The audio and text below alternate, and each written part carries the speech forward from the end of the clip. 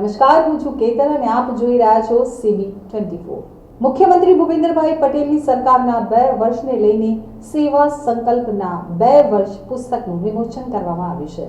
મુખ્યમંત્રી ભૂપેન્દ્રભાઈ પટેલના નેતૃત્વની રાજ્ય સરકાર આગામી 12મી ડિસેમ્બરે સફળ સુશાસનના 2 વર્ષ પૂર્ણ કરી રહી છે।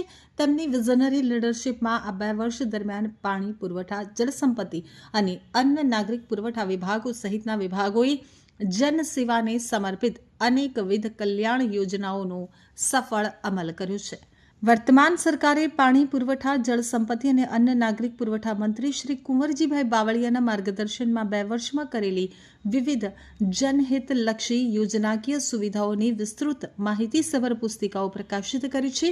મુખ્યમંત્રી શ્રી ભૂપેન્દ્રભાઈ પટેલે રાજ્ય સરકારના પાણી પુરવઠા, જળસંપત્તિ અને અન્ન નાગરિક પુરવઠા વિભાગોની વિવિધ જનહિતકારી યોજના તથા સિદ્ધિઓના સેવા સંકલ્પના 2 વર્ષ પુસ્તકોના વિમોચન સંપન્ન કર્યા છે।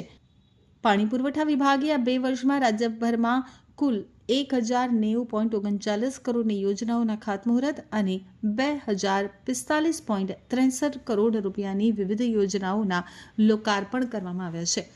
પાણી પુરવઠા વિભાગે રાજ્યના ગામોની ગ્રામીણ જનસંખ્યાને પીવાનું પૂરતું પાણી પહોંચાડવાની કામગીરી હાથ ધરી છે। તેની સંપૂર્ણ વિગતો અને ભવિષ્યના આયોજનની વિસ્તૃત છણાવટ આ માહિતીસભર પુસ્તકોમાં કરવામાં આવી છે।